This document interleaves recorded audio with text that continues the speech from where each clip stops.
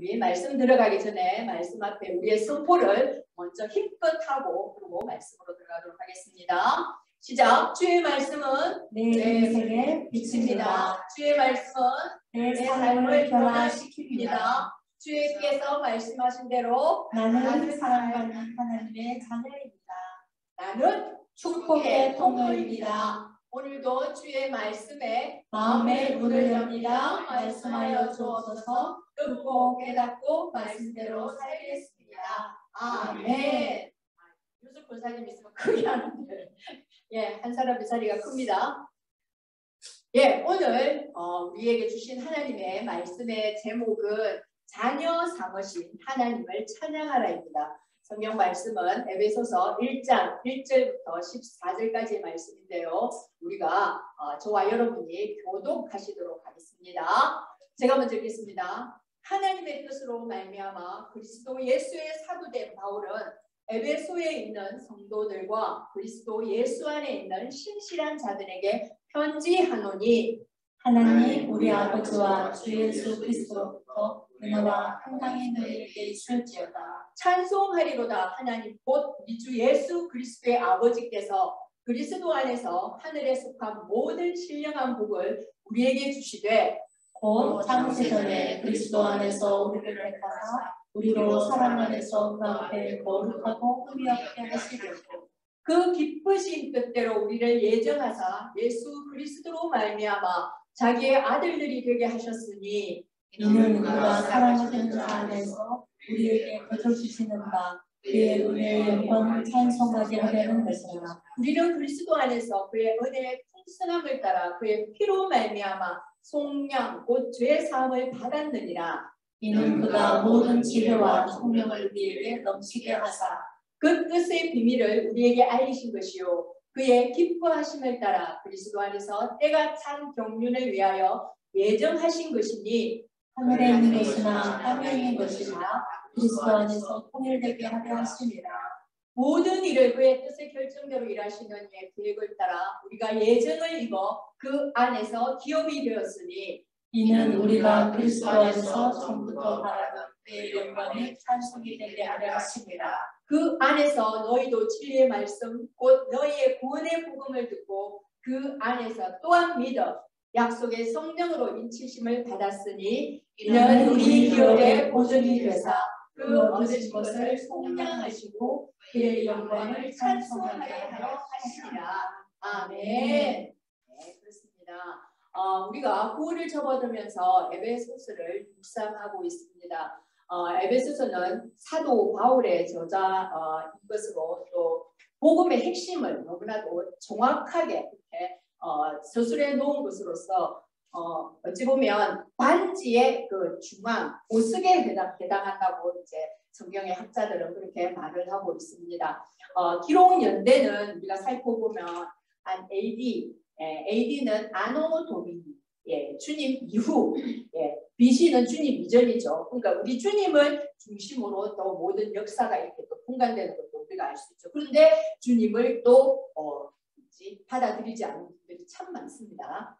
이것은 로마 감옥에서 그렇게 집필한 그런 성경입니다. 수신자는 에베소 교회와 소아시아 전역의 교회의 전역에 이제 보내면서 그 주변에 있는 그 교회들이 전부 회람하는 식으로, 물론 서신서가 전부 그렇습니다만은 그 회람용으로서 그렇게 쓰여졌습니다. 에베소 교회는 바울이 3차 전도 여행을 할 때 개척한 그런 교회로서 그곳에서 먼저 회당에 들어가서 3개월 동안 복음을 전거했는데 그곳에서 받아들이는 자도 있고 또 받아들이지 않는 자들이 그 마음이 완악한 자들이 있어서 바울이 제자들을 따로 불러 세워서 말씀을 날마다 이렇게 전거했는데 그 말씀을 날마다 전거한 곳이 두란노 서원입니다. 그 유명한 거기서 밤낮으로 2년 동안 강론하면서 복음으로 성도들을 양육하며 그렇게 개척한 그런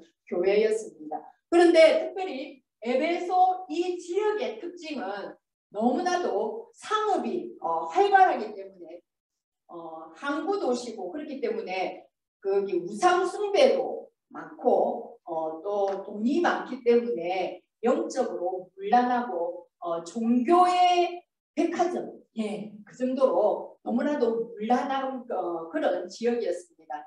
그곳에 아데미 신전이 있는데 아데미 신전은 그 아데미 여신을 모시면서 그 신전이 7대 불가사리에 속한답니다.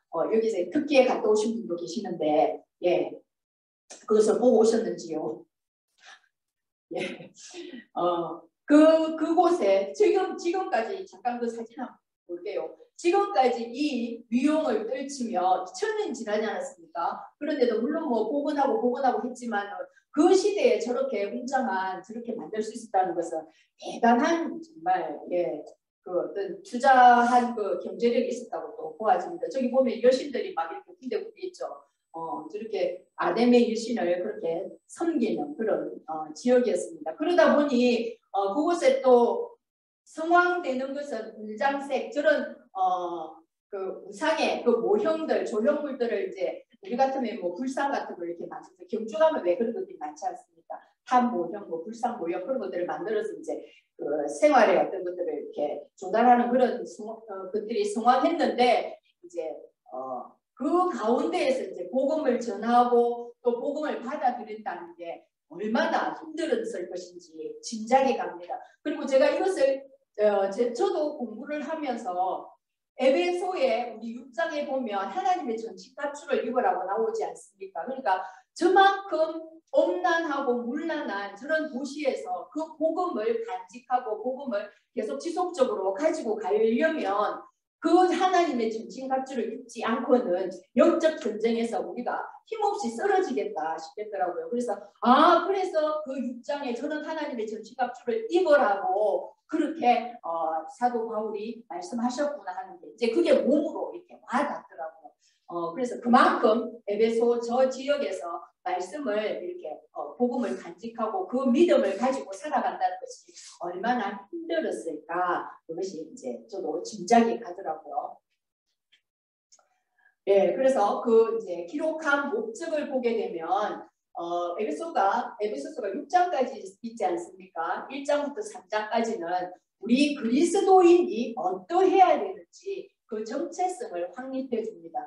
그리스도인이란 그리스도 안에 속해 있는 자들을 말하지 않습니까? 즉 그리스도를 믿는 사람, 그 그리스도인이 정체성, 그들이 어떠한 사람인지를 정확하게 명확하게 그렇게 수술해지고 우리가 1장부터 3장까지만 정말 이렇게 정확하게 읽고 한다면 나의 그 신앙의 정체성이 다르게 이렇게 세워질 줄 압니다. 저는 이것을 너무나 한 단어가 기중해서 이걸 만약에 정말 씹어서 먹어서 이걸 내가 내 것으로 된다면 그러고 싶을 정도로 너무나도 귀한 말씀이더라고요. 그래서 사도 바울에 대해서 물론 그분이 위대한 우리의 신앙의 선배고 정말 신약 성경에서 13권의 책을 쓸 정도로 그만큼 많은 일을 하셨지만 그 안에 갖고 계시는 그 복음 그리고 그 예수님에 대한 어떤 그 열정, 사랑 그것들에 대해서 다시 한번 감동하고 그분을 다시 한번 생각하게 되는 그런 참 저 나름대로는 좋은 시간이었던 것 같습니다. 이렇게 정체성을 확립해 주는 것은 아까도 얘기했듯이 그 에베소 그 지역이 너무나도 엄난하고 또 상업적이고 정말 현실에 코박고 살아가는 그런 도시이다 보니 말씀을 들었지만 그 말씀대로 지키며 살아간다는 것이 너무나도 힘든 상황이었습니다. 그래서 자신들에게 그 복음을 전해주던 사도도 떠나버렸고 그러다 보니 이들이 점점점 살아가면서 그 에베소의 그 문화에 또 구습을 또 따라가는 거예요. 예, 그런 것에 이제 그런 어떤 소문을 듣고 이제 사도 바울이 거기에 대한 것들을 이제 증명하면서 서술한 것이 1장부터 3장까지 그리고 유대인 그리스도와 이방인 그리스도가 서로가 대립을 하는 거죠. 그러니까 정통과 또 저기 뭐지 정통과 그 반대말 생각이 나요. 하여튼 그 반대가 우리가 정통이다. 이렇게 하면서 이제 서로 이제 싸우는 것들이 있었겠지요. 그런데 그 담을 예수 그리스도는 하셨다. 우리는 하나다. 예수 그리스도를 머리로 정말 그 하늘과 땅이 다 통일이 된다라고 이제 그렇게 사도 바울은 말씀하고 있습니다. 그리고 4장부터 6장까지는 그러면 그 그리스도인은 어떻게 살아야 되는지, 그리스도인으로서의 그 합당한 삶의 실천 과정에서 또 교회와 또 노예와 어떤 그런 관계, 그 실질적인 삶에서 어떻게 살아야 되는지 그런 것들을 또한 설명하고 있고, 그 모든 것을 볼 때에 우리는 그리스도인이 어떻게 성장해가고 어떻게 해야 되는지를 이 에베소서를 읽음으로 말미암아서 우리는 그 성숙을 위해서 나아갈 수가 있는 것입니다. 그래서 여러분들 뭐 이제 얼마 남지 않았습니다만은 이 에베소서를 정말 적극적으로 그렇게 묵상을 하시기를 바랍니다. 너무나도 귀한 그런 책이라는 것을 저는 또 한 번 깨달았습니다. 자, 이제 내용으로 들어가 보겠습니다. 1절, 2절에는 우리가 편지에 그 서론을 이렇게 쓰면서 항상 이제 저 문장이 바울의 그 서신에는 전부 다 나오죠. 그런데 이제 자기가 사도인 것을 정확하게 밝힙니다. 사도가 되었는데 어떻게 사도가 되었느냐? 자기의 어떤 의지로가 아니라 하나님의 뜻으로 말미암아 그리스도 예수의 사도된 바울. 자, 하나님의 뜻으로 말미암아 사도 바울이 어떠한 자였습니까? 바울 되기 전 사울은 복음의 핍박자였습니다. 그가 우리가 알고 있는 스데반 그 집사의 순교 현장에 돌을 던지는 그 현장에서 그는 서 있었습니다. 어째 보면 그는 그것을 이렇게 주관하는 그런 우두머리였을지도 모릅니다. 그리고 이제 그는 또 교회를 핍박하는 자였고, 이제 그랬던 그가 또 다메섹으로 가서 그 예수 그리스도를 믿는 그 도를 따르는 사람을 만나면 전부 다 이제 죽이려고 작정하고 이제 그가 또 이제 갑니다. 근데 우리가 잘 아는 그 다메섹 도상에서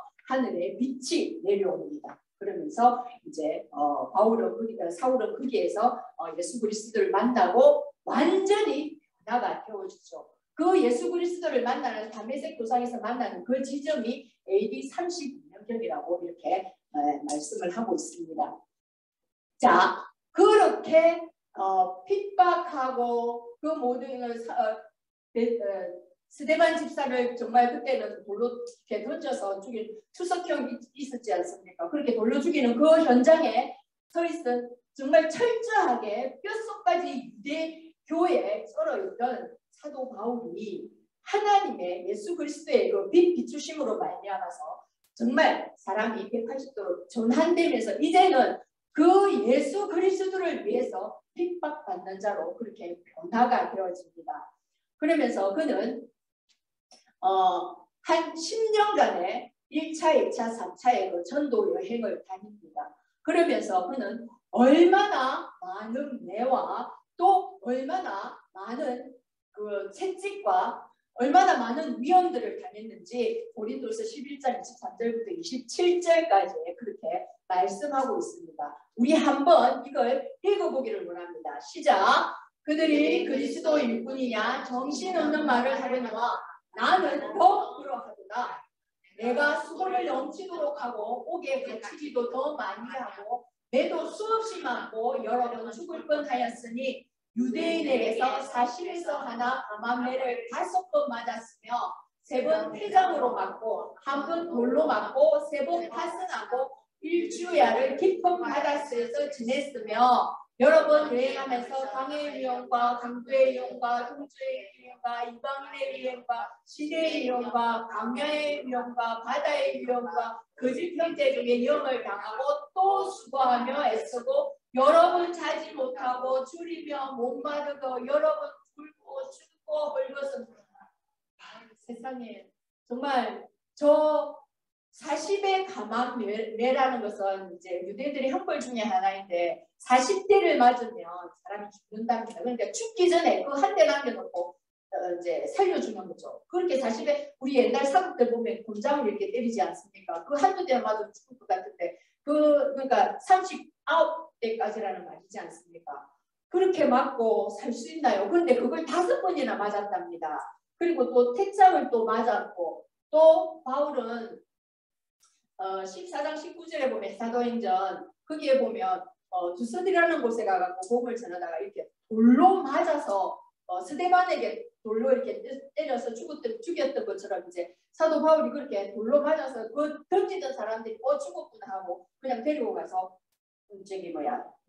내려놨습니다. 그랬더니만 사도 바울은 제자들이 가서 이렇게 보니 바울이 이제 그때 툴툴 털고 또 일어나가지고 가는 겁니다. 이 완전 기적적이지 않습니까? 그만큼 그러면은 우리 같으면 아이고 죽겠다고 이제 이게 그 몸을 이끌고 그 도시로 들어가지 않을 텐데 사도 바울은 또 그 도시로 들어가서 복음을 전합니다. 이처럼 그 안에 그 예수 그리스도에 대한 복음이 그렇게 강렬하게 타고 있었고 내가 죽을지언정 그 복음을 전하리라. 그런 정말 이방인의 그 이방의 빛을 비추는 하나님의 그로서의 그 역할을 너무나도 잘 감당한 그런 분이라고 봅니다. 정말 이렇게 10년간 그때는 정말 지금처럼 교통이 이렇게 활발하지도 않을 테고 길도 뻥뻥 뚫려있지 않을 텐데 배를 타고 산을 건너고 이렇게 다니면서 3차의 전도 여행을 10년간이나 하고 다녔다는 것은 정말 너무나도 존경스럽습니다. 그런데 우리는 정말 이렇게 변한 이 지역에서 이 시대에서 이렇게 살면서 옆에 이렇게 전도지 하나 주는 것도 부끄러워하고 이런다는 것은 우리가 좀 이런 것들을 보고 듣고 각성해야 될 줄을 압니다. 그 귀한 복음을 정말 한 사람을 살리는 그 복음을 전하는 데 있어서 어리낌 없이 부끄러워하지 않고 그 전도지를 내밀고 또 복음의 메시지를 내미는 전하는 그런 저희들이 되기를 축원합니다.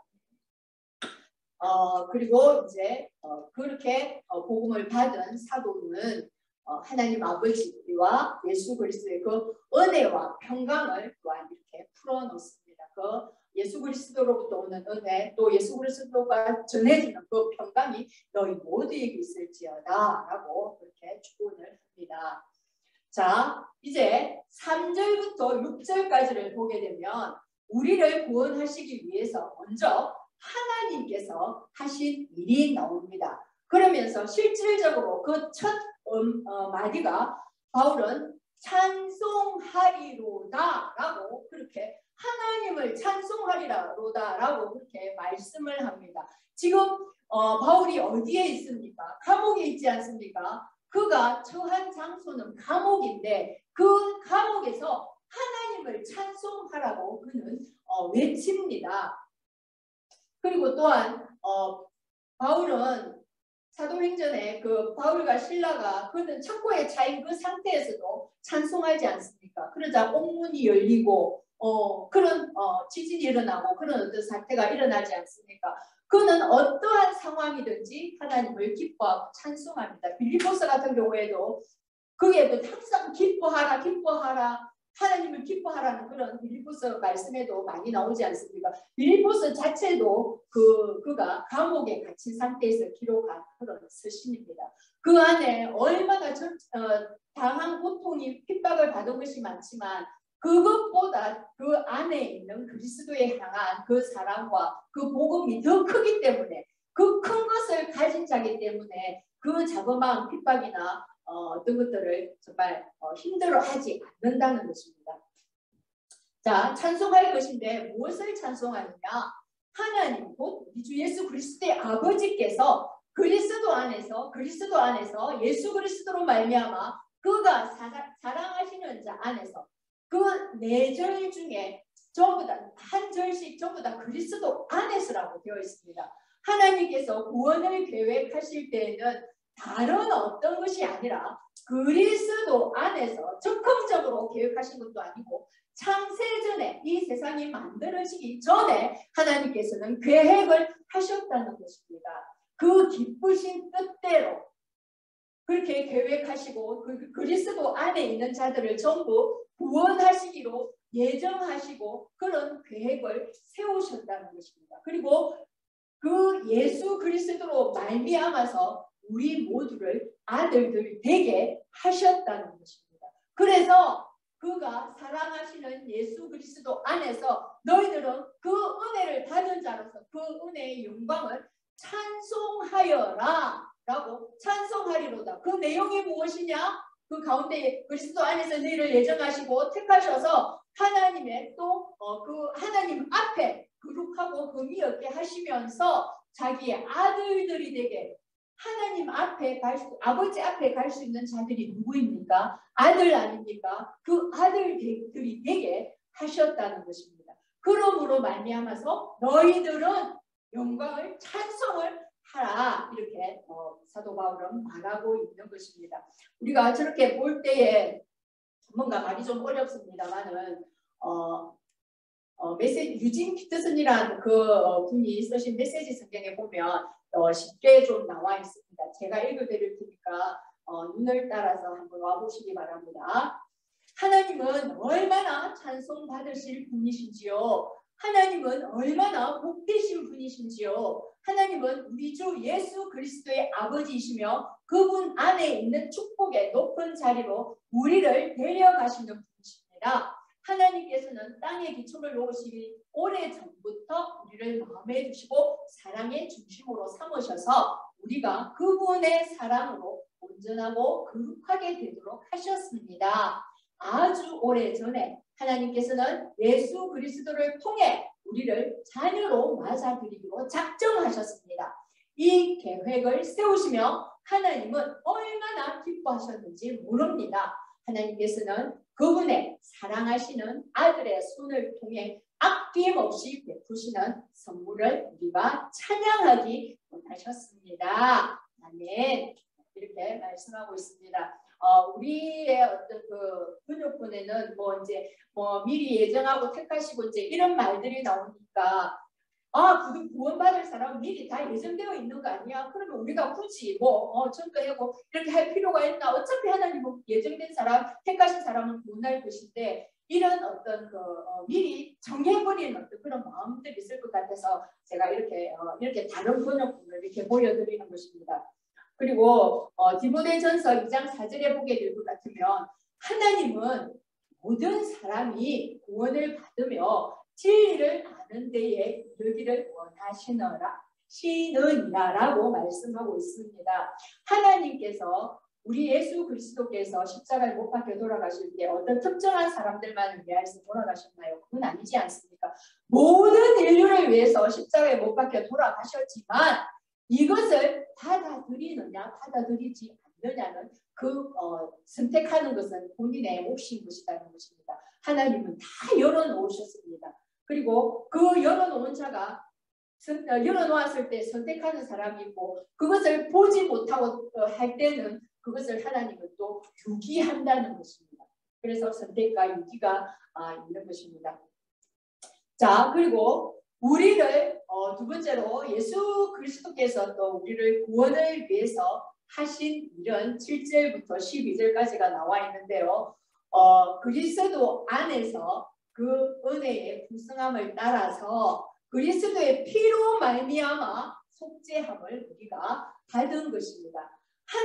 성부 하나님께서 계획을 하시고 성자 예수님께서 이 땅에 오셔서 그 구원을 성취하신 것입니다. 그런데 그가 그 지혜와 총명을 우리에게 주사 그걸 받아들일 수 있는 지혜와 총명이 없다면 우리도 그것을 받아들이지 못하고 간과해버리고 예수 그냥 한 사람, 한 성인 이 정도로만 우리도 인식을 할 것인데 우리에게 그 지혜와 그것을 알 수 있는 지혜와 총명을 우리에게 주셨다는 것입니다. 그래서 그 뜻의 비밀을 우리에게 알려주셨다는 것입니다. 그것이 은혜인 것입니다. 그래서 그리스도 안에서 구원의 모든 성취는 그리스도 안에서 그 때가 참 경륜을 위하여 때가 참에 그리스도 예수를 보내셔서 그 구원을 이루도록 하신 것입니다. 이미 오셨지 않습니까? 2000년 전에 그 일을 감당하시려고 하나님이신 그분이 직접 사람의 몸을 입고 오셔서 십자가에 못 박혀 돌아가시고 우리의 모든 죄를 사하시고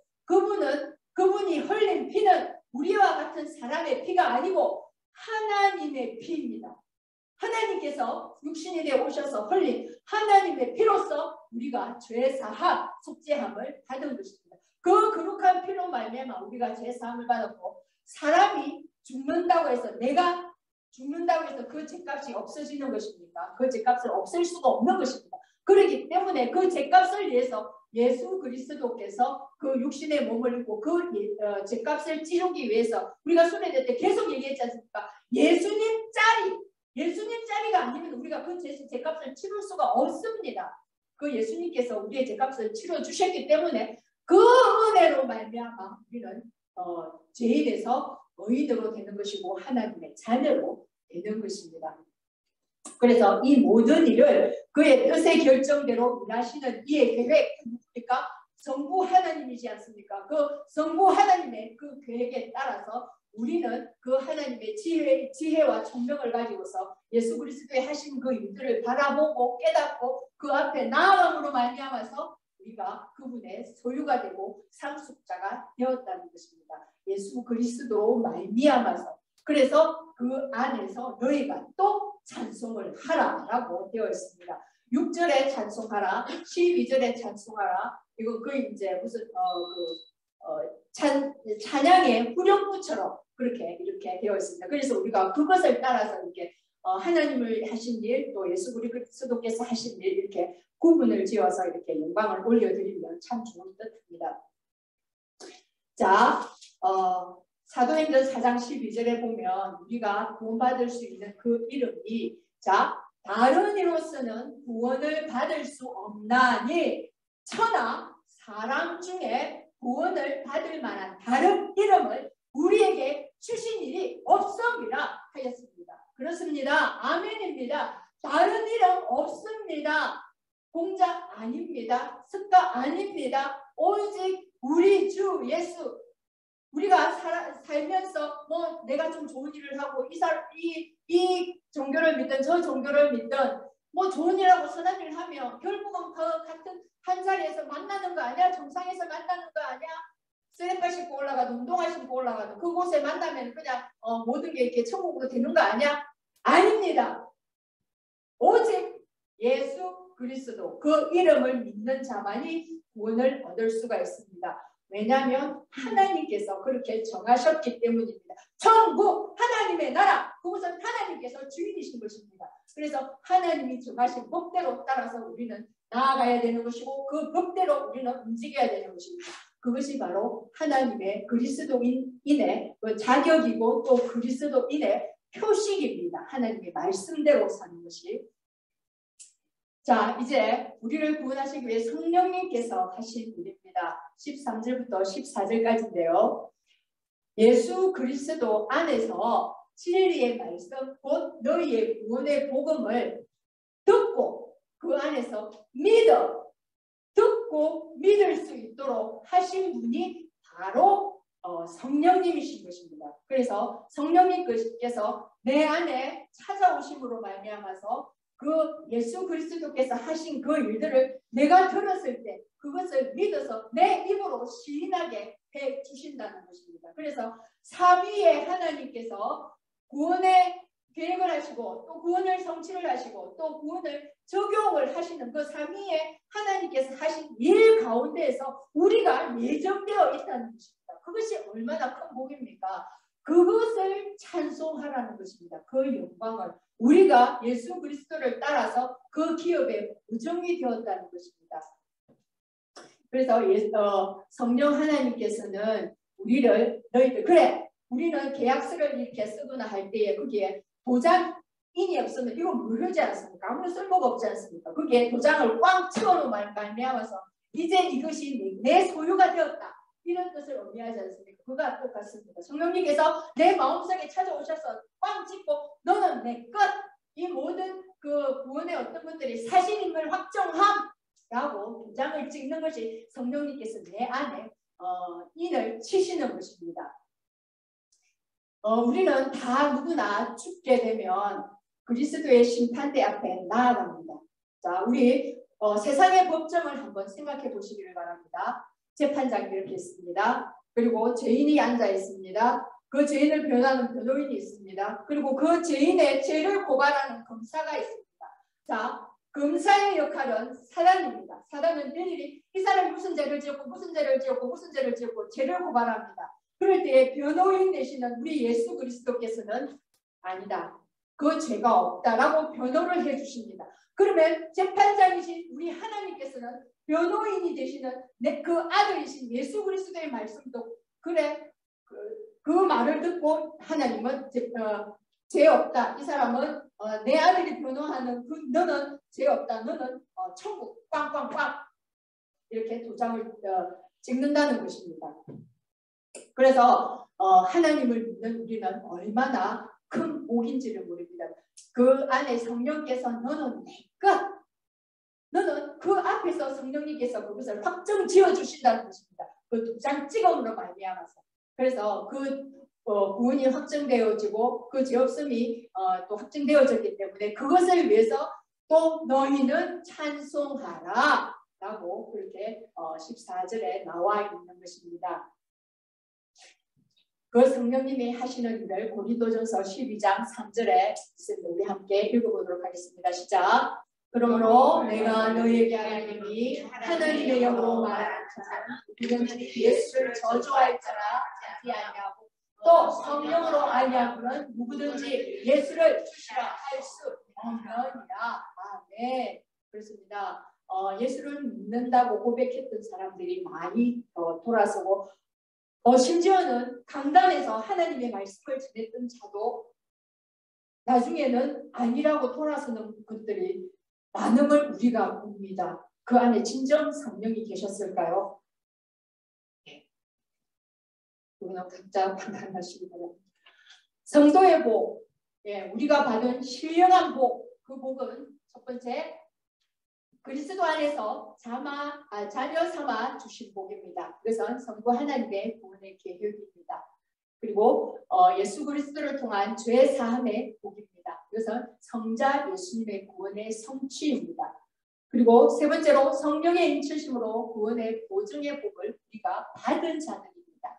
성령 하나님께서 구원을 적용하시고 너는 네 것이라고 도장을 찍어주셨습니다. 그래서 우리 한 사람의 구원이 삼위의 하나님께서 그 계획 세우시고 성취하시고 적용하시고 그 모든 것들이 우리 개인에게 적용이 된다는 것입니다. 그것을 우리가 그 복을 우리가 받은 것입니다.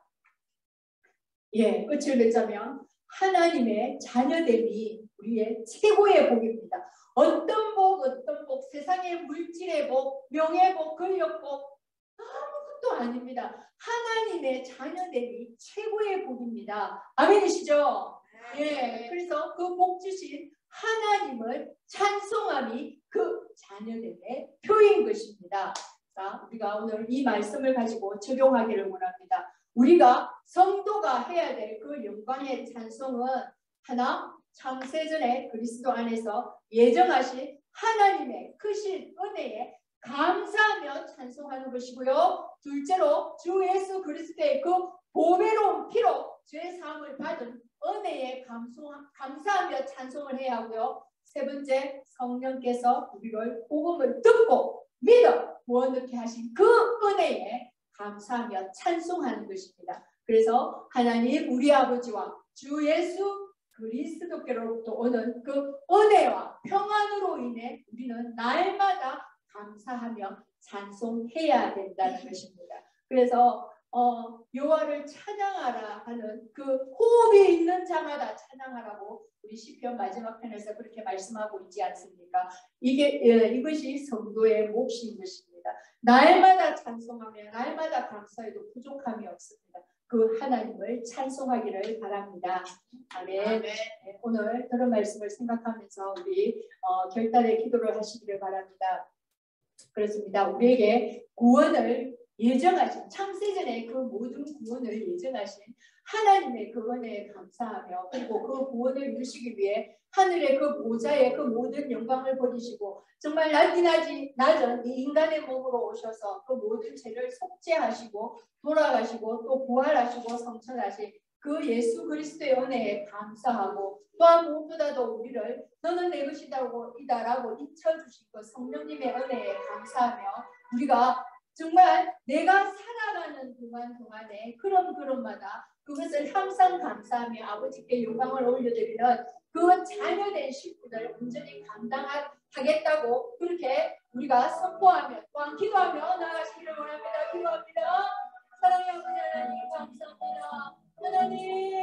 하나님께서 믿으시는 때문에 수완의 성취를 성취하신 그 구원의 성취 또한 성령 하나님께서 너를 내리시라고 비춰주시고 그 귀한 사랑 아버지 하나님 저희를 날마다 감사합니다. 저희 안에 정말 감사했고 또한 고백할 수 있는 그 허락하심을 또한 함께 하여 주시옵소서.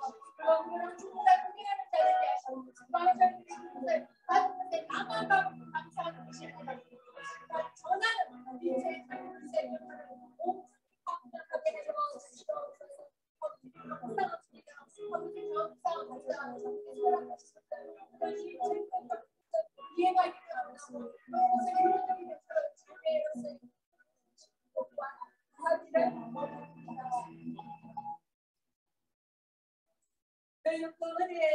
은혜에 의하여 믿음으로 말미암아 구원을 받았으니 이것은 너희에게서 난 것이 아니요 하나님의 선물이라. 행위에서 난 것이 아니니 이는 누구든지 자랑하지 못하게 함이라. 아멘. 그렇습니다. 하나님 창세전에 그리스도 안에서 모든 것을 계획하신 하나님께 감사하고 또한 그 일을 성취하신 예수 그리스도께 감사하며 또한 우리에게 찾아오셔서 우리 심령 가운데 인을 치시고 구원의 그 확증을 하여 주신 성령 하나님께 감사합니다. 하나님 이 감사를 하나님께 올려드리고 또한 날마다 저희들의 삶이 그 감사를 전하고 또한 빛을 전하는 그런 주님의 귀한 자녀들이 되기를 축원합니다. 또한 우리 모든 이들의 마음을 하나님께서 축복하여 주시고 그 일을 감당할 수 있도록 또한 붙들어 주시옵소서.